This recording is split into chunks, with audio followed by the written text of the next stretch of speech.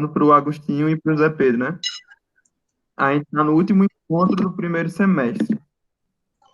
Aí, o que é que vai acontecer? Depois desse encontro, aí quem vai querer continuar participando, vai, para ir ver se vai continuar com o segundo semestre, ou se vai, alguma parte do pessoal vai voltar para o começo do primeiro semestre, quem não fez, né? Para fazer direitinho o primeiro semestre, depois ir para o segundo. A gente vai ver, mas hoje ainda é o primeiro semestre de 15ª formação, que nós temos finalzinho da primeira parte do catecismo, Ok. no 164.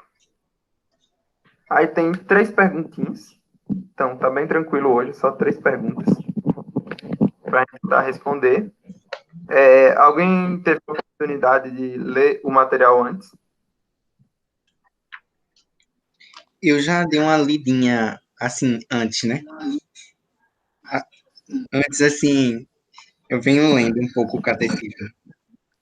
Eu não li, porque eu queria acompanhar hoje para ver como é que era, para Ótimo. eu voltar para assistir mais. Ok. Entendi, beleza. Luan tá aí calado, né? Tô aqui ouvindo. Tô ouvindo, né? Beleza. Então não vou ficar te chamando, não. Deixa quieto. Então, vamos para a primeira pergunta, então, logo. A gente vai fazendo junto. Eu li também, mas faz tempo que eu li. Eu tinha anotado alguma coisa, mas acho que eu já perdi minhas anotações. Tanto tempo que faz. Então, tanto tempo que faz é uma semana ou duas. Vamos na fé. Cadê? Por que é que a fé é um ato pessoal e, ao mesmo tempo, eclesial? Essa é a primeira pergunta.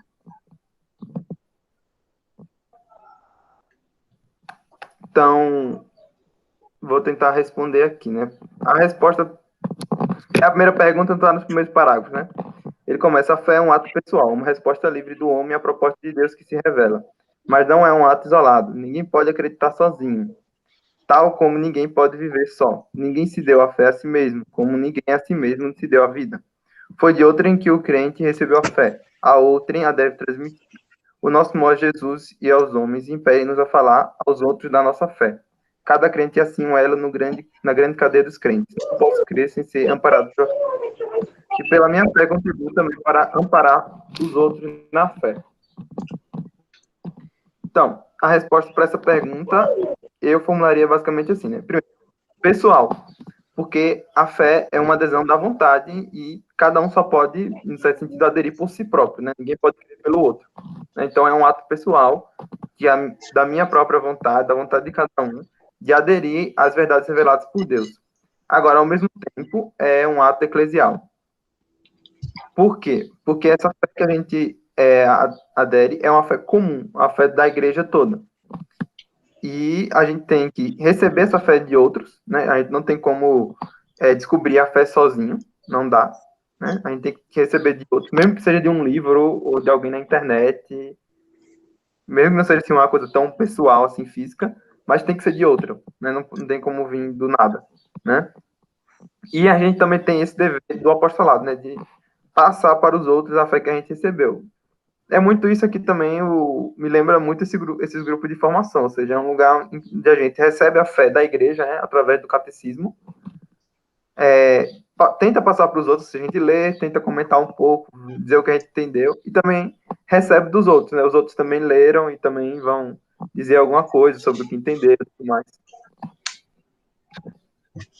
Alguém quer complementar? Mas a fé tem essa questão pessoal, né? Mas também tem essa questão que ao mesmo tempo é eclesial, porque a igreja, né, que é coluna e sustentáculo da verdade, né, que São Paulo vai dizer, ela também transmite, assim, a fé, né, que veio dos apóstolos. Então, de certa forma, aí existe toda essa questão, né, que ao mesmo tempo que a fé é individual, ela também tem um ato coletivo, né, que é essa questão da igreja, né. a igreja celeste, claro, né? A igreja celeste e a igreja militante também, né? Participam dessa comunhão, né? Na mesma fé, né?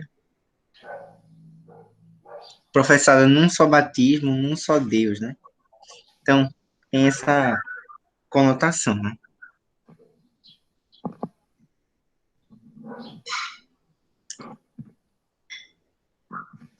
Tá bom, Agostinho quer complementar alguma coisa? José Pedro voltou. Pô, a internet caiu. Não complementa não, esse parágrafo. Tranquilo, acontece com todo mundo. Tá tudo certo. Como é, Zé? Quem quiser pode falar, gente.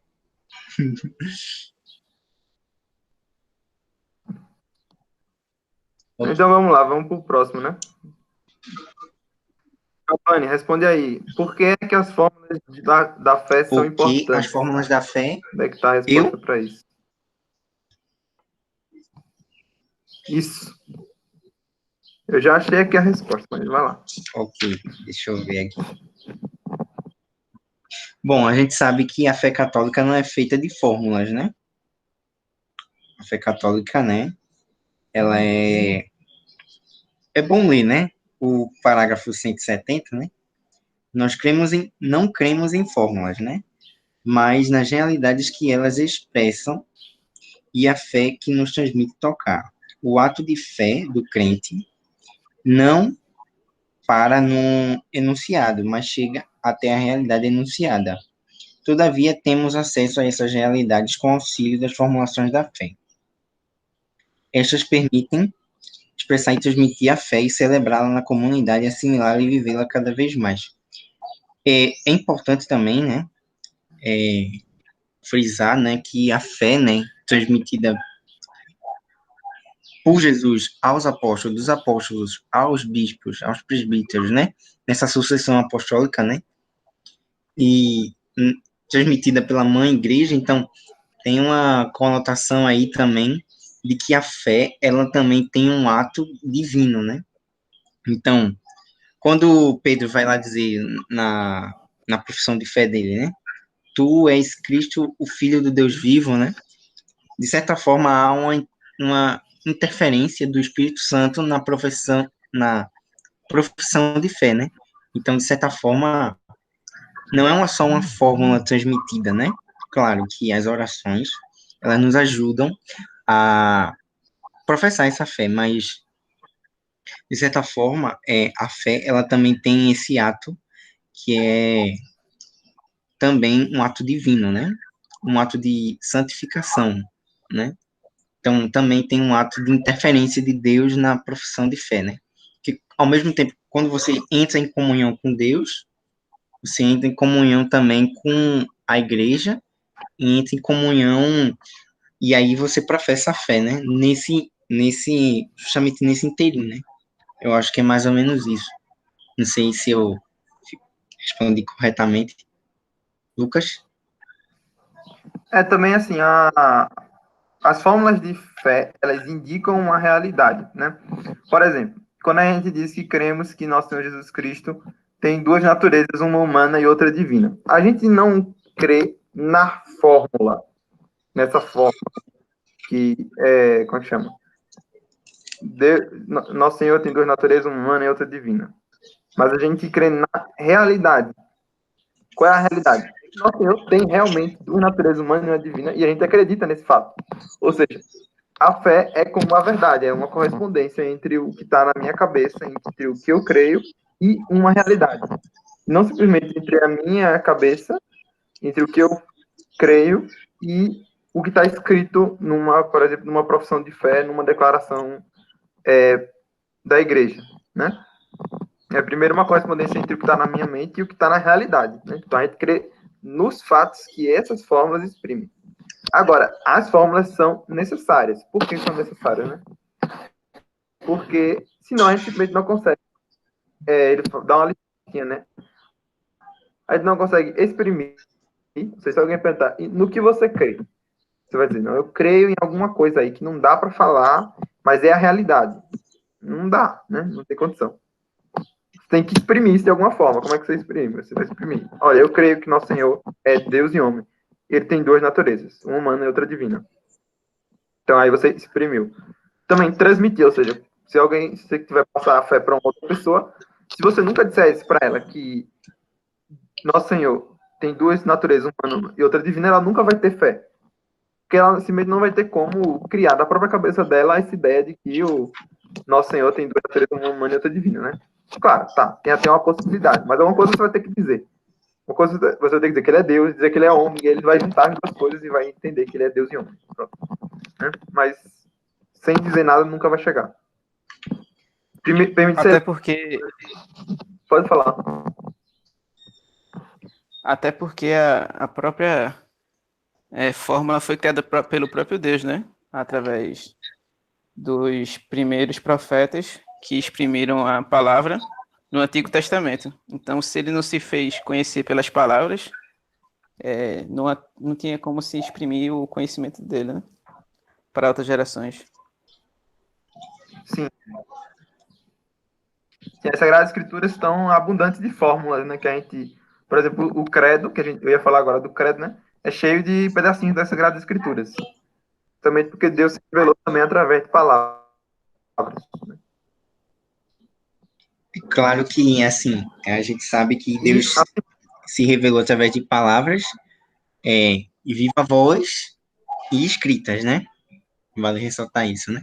Que existe aí essa questão de que a fé também não é algo autocentrado, né?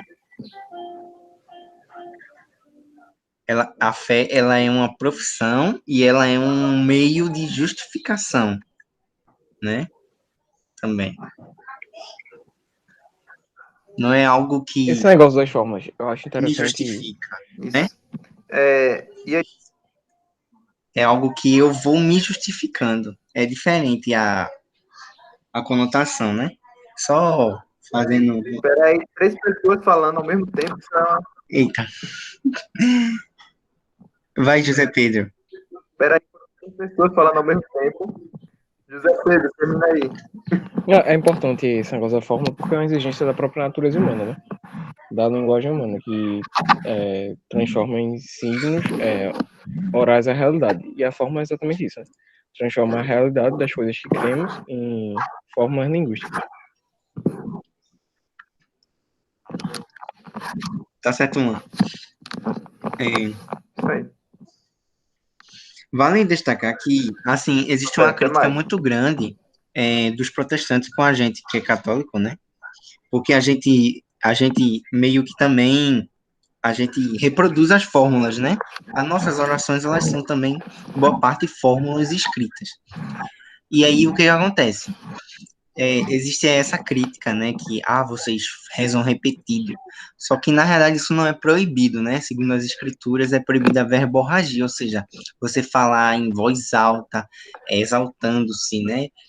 Numa fé autocentrada, que você... Claro, que como Jesus falou naquela passagem, né, ele falou criticando os saduceus e os fariseus, né, que rezavam em pé e queriam chamar a atenção. A fé cristã, ela não tem essa conotação. E as fórmulas nossas também não têm essa conotação, né? Só um parênteses aí.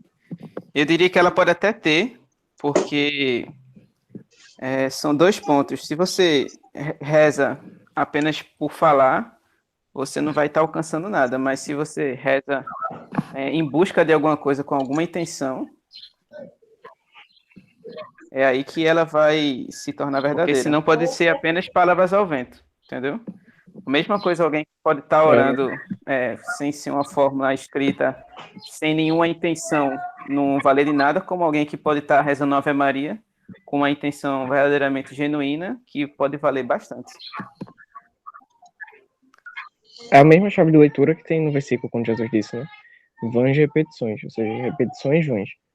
Não se condena a repetição, até porque era um hábito dos judeus rezar com os salmos, né? Repetindo os salmos. E a gente vê até durante a paixão Jesus repetindo alguns salmos. Então, assim, de certa forma, é porque a profissão de fé, quando você vai rezar, obviamente, né? de certa forma, você está professando a fé da igreja. Então, é muito importante, assim, de certa forma, rezar em espírito e em verdade, né? Então, de certa forma, é importante a oração em espírito e em verdade, porque aí ela vai estar carregada da fé, né? Do mistério fidei, né? Do mistério da fé. Então, e da fé Nesse nesse negócio que tu mistério. falou, O que se exige para a oração, o que se exige para a oração é a elevação da alma para Deus. Essa é a definição de oração. Ou seja, é o ato da alma se concentrar com o intelecto e com a vontade. Esse aqui é o cerne. As expressões disso, externas, ou até mesmo o entendimento, qualquer coisa desse tipo, é tudo possível de ter-se ou não ter numa determinada oração. Ou seja, tem santos que rezavam simplesmente assim, eles simplesmente ficavam parados na frente do sacrário e eles conseguiam concentrar o intelecto e a vontade deles em Deus. Isso aí já era oração. Agora, por exemplo, você não vai poder exigir, por exemplo, tem que estar entendendo o que está falando, ou prestando atenção no que está falando. Isso nem sempre é necessário. Aí, claro, vai dar de caso por caso, mas o que é realmente necessário para se dizer que tem oração ou não tem oração é essa atenção, né?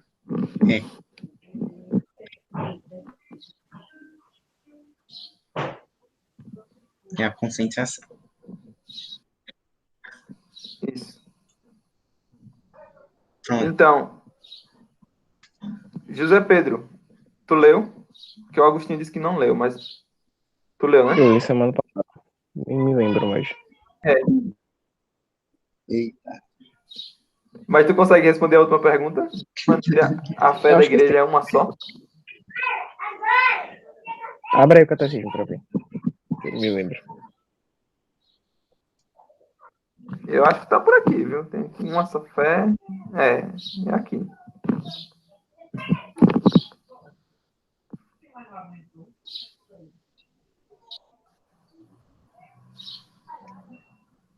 É a mesma, é uma só, porque é a mesma fé, embora a igreja esteja espalhada por todo mundo, né? Embora haja algumas expressões diferentes, embora haja É variações verdade. ocidentais, né? Mas é um único conteúdo de fé. Substancialmente é uma única fé, né? Esse Cresce nas mesmas trechinho coisas. aí de Santo Irineu de Lyon, né? É muito importante. Assim, eu tô até lendo Santo Irineu de Lyon. É importante esse trechinho porque ele explicita bem essa questão de uma só fé, né? Beleza, Zé Pedro? Pode ser. Tá bom. A igreja, embora dispersa por todo o mundo até os confins da terra, tendo recebido dos apóstolos e dos seus discípulos a fé, guarda esta pregação e esta fé com tanto cuidado como se habitasse numa só casa. Nela crê de modo idêntico, como tendo um só coração e uma só alma. Prega e ensina, transmite-a com voz unânime, como se tivesse uma só boca. Aí a importância, né, da igreja enquanto instituição educadora, né, da fé, né, que aí a gente está discutindo isso num grupo de aprofundamento, mas é justamente essa questão do papel, né, da igreja na transmissão da fé, né, e a igreja como portadora, né, dessa verdade de fé, né, que recebeu dos apóstolos. Isso é muito importante, né, porque aí a gente tem essa segurança, né, de que, de certa forma, a igreja ela é transmissora da fé.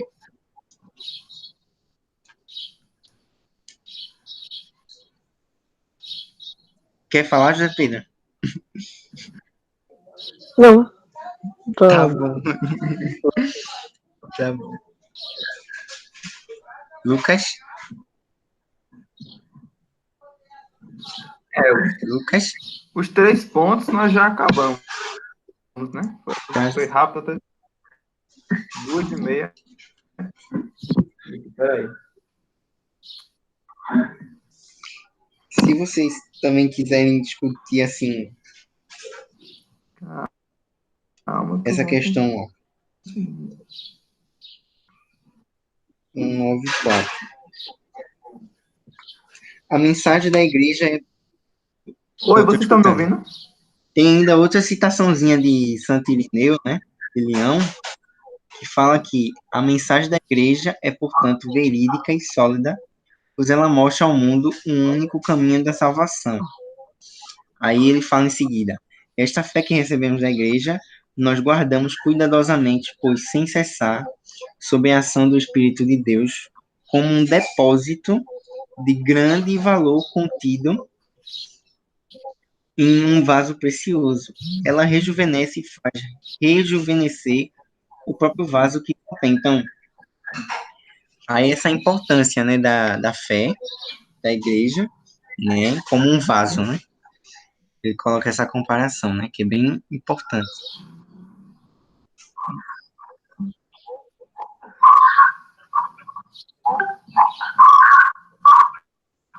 Tá dando, tá dando interferência. Eu sei, peraí. Tá. Eu sei, peraí. Tá bom. Agora você consegue me escutar melhor. Tem 3 Lucas aqui. Pronto, eu acho que agora vocês conseguem me É, tem explicar três melhor. Lucas.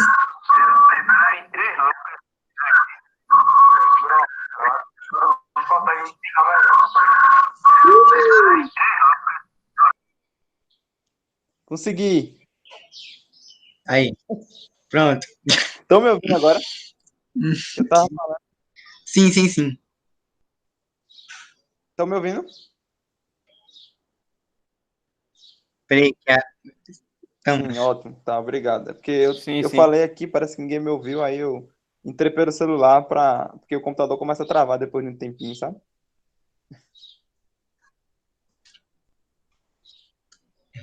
Entendo. Mas eu tava falando é que a gente já acabou os 3 pontos, né? Sim, sim. Então, se ninguém mais quer falar sobre esses 3 pontos, a gente pode dar uma... Então, eu tava falando, né, do Santo Irineu de então Lyon, continue, pode continuar. que eu não sei se é daí que origina aquela terminologia, né, que é depositum fidei, né, dessa citação aí, né? A mensagem da igreja é, portanto, verídica e sólida, pois ela mostra ao mundo um único caminho de salvação. Esta fé que recebemos da igreja, nós aguardamos cuidadosamente, pois sem cessar, sob a ação do Espírito de Deus, como um depósito de grande valor contido em um valor precioso. Ela rejuvenesce e faz rejuvenescer o próprio vaso que contém. Então, a fé, ela também tem essa capacidade, né? De ser um depósito de fé que vai rejuvenescendo, né? E que vai também amadurecendo a própria igreja, né? E vai dando vigor ao corpo de Cristo, né? O corpo místico. Então, tem essa conotação também. Não sei se está correta a interpretação. Enfim. Acho que sim. Eu não sei se foi esse texto que deu origem a essa expressão depósito da fé. É, né? Sinceramente, eu não conheço. Não conheço a origem. Eu tô lendo, então, eu tô lendo Santo Irineu de Lyon, né? E tem muitas coisas assim interessantes e tal, do Adversos Hereges, que é bem interessante. Eu entendi ele falando coisas bem interessantes para diversos hereges. Adversos Hereges. É o Contra Heresias, aquele livro verdinho. Eu comprei, eu achei muito massa assim e tal. Porque, de certa forma, existe essa confusão hoje, né? Assim, o gnosticismo é uma das grandes heresias da igreja, né? Então, assim, né, de certa forma, serve muito para a gente, né, ter essa leitura, né, sobre como combater essas heresias e tudo mais, e não ficar e não ter, né, ter uma fé sólida, né? Então, eu acho que hoje o estudo do catecismo foi bem pequenininho, mas deu para a gente aprender um pouco mais sobre a fé, né? Que é uma das virtudes, né? A fé, esperança e caridade. Né?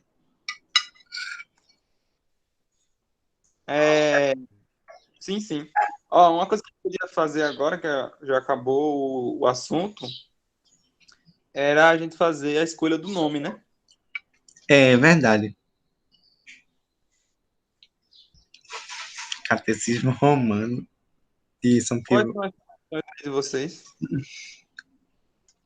Bom, eu tinha pensado que era Santo Agostinho, mas depois refletindo mais, eu pensei em São Boaventura, porque é o santo de hoje, né?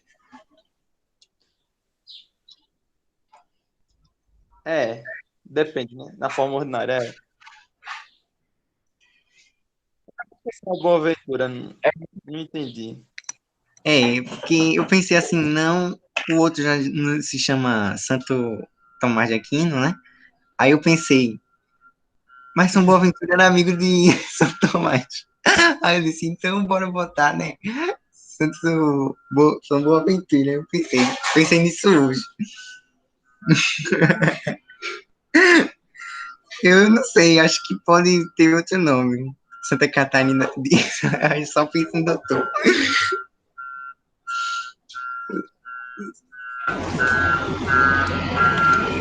Assim, né? Não só tem só nome de homens, né? Tem Santa Terezinha no Menino Jesus, né? Mas era pra ser um. Não era pra ser um santo que tivesse a ver com as coisas aqui do É, Brasil. né? Não, não discriminando as doutoras, né? Assim, nem as outras santas, né? É porque tem tanto santo, né? E dão, esses santos aí dão. Pois é, eu sugeri Santo Agostinho porque eu pensei que tivesse a ver com o grupo, né? Porque Santo Agostinho é o autor mais citado pelo catecismo, pelo que eu me lembro de ter ouvido. É verdade. Mas a gente pode botar o nome de santo e fazer um sorteio. Tem aplicativo que faz sorteio. É. Tem, é? Santa, Uau. Santo Agostinho é um bom nome. Tem, meu filho. Eu Inclusive, descobri que tem esses aplicativos quando a gente tem que fazer trabalho em grupo. Aí é sortear quem faz cada parte. eu gosto Só de. faltava ser auditado pela Receita Federal. E aí, Santo Agostinho mesmo? Se bem que temos um Agostinho aqui, né? Que pode opinar. Agostinho Macedo. Olha, só uma dica de leitura aí, para aprofundar nesse assunto que a gente estudou no primeiro semestre, tem aí o Catecismo Romano.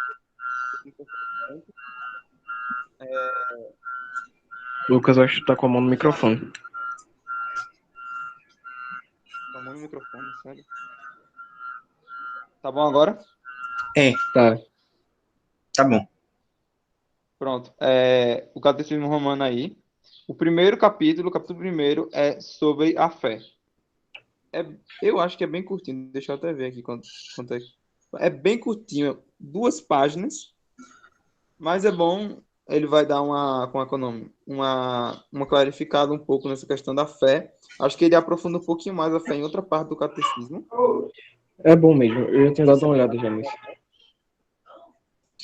É bom dar uma procurada depois e O, a gente botar o lá no grupo catecismo para romano, esse catecismo romano, é similar àquele que tem a imagem de São Pio X? Esse catecismo é o de São Pio X ou é o de São Pio V? Não, não, não, não. Esse é o de São Pio V. Ah, tá. Que aí Qual a diferença pro outro? é pouca, na realidade, né? Não, muita. Muita. O catecismo romano foi um catecismo que foi pedido pelo Concílio de Trento, né? Lá no século XVI ou XVII, não lembro.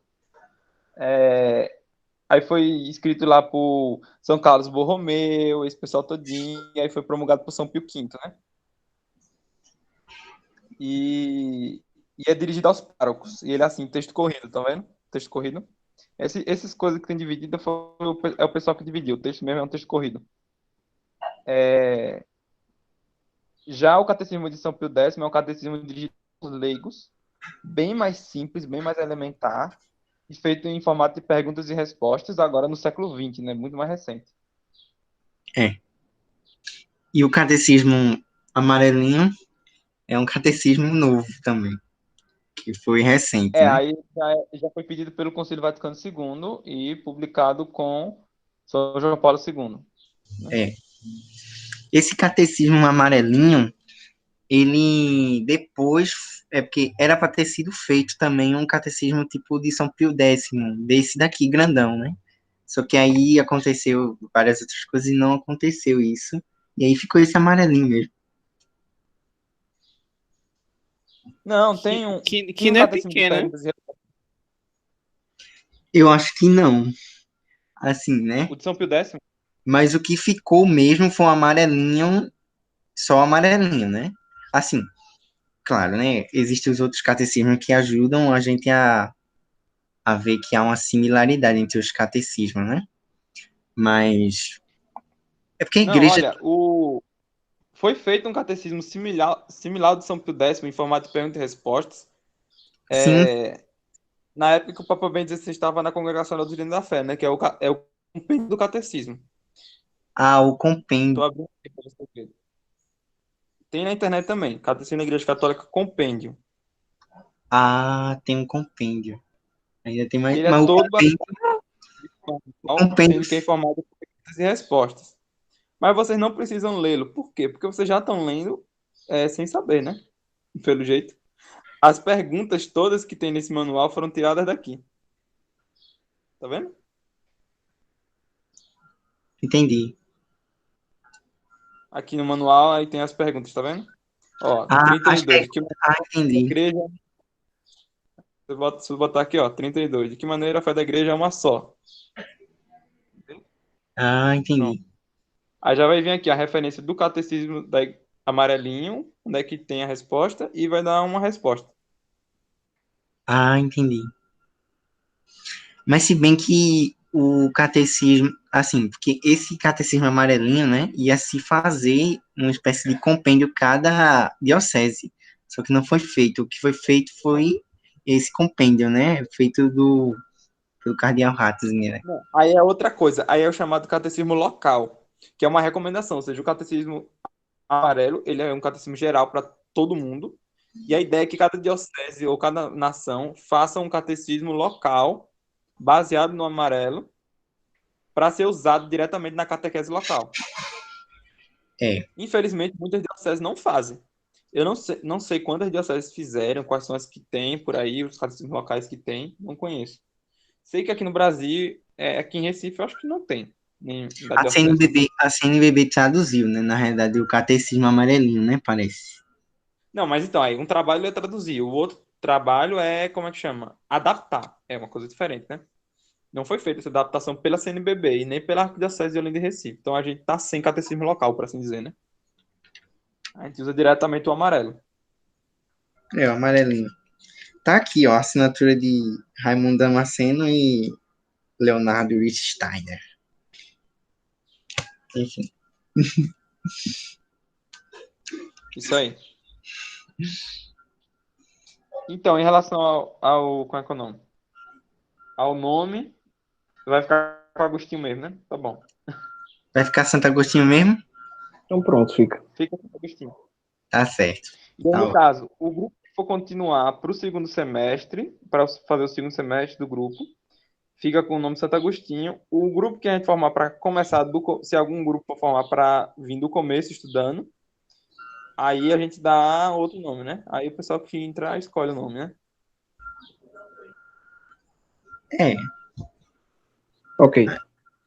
A gente pode fazer o seguinte: mantém o nome Santo Agostinho, e se entrar outras pessoas, a gente pode mudar de nome.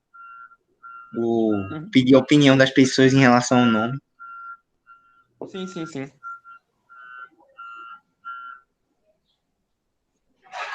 Então, tá bom. É isso. Vamos fazer a oração final. José Pedro, pode fazer comigo a oração? Posso.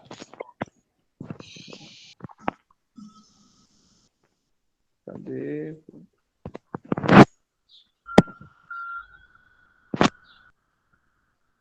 Sede solícitos em conservar a unidade do Espírito no vínculo da paz. Sede um só corpo e um só Espírito, assim como fostes chamados pela vossa vocação. Há uma só esperança. Há um só Senhor, uma só fé, um só batismo. Há um só Deus e Pai de todos, que atua acima de todos, por todos e em todos. Domine veritas tua usque ad nubes. Eu disse a tua abissus multa. Deus que diversitatem gentium, in confessione tui nominis adonasti, da nobis et vele, et posse quae precipis, ut populo ad reium tuum vocatuona, sit fides mentis et pietas actionem, per Christum Dominum nostrum. Amém. Amém. Domine exaudi orationem meam,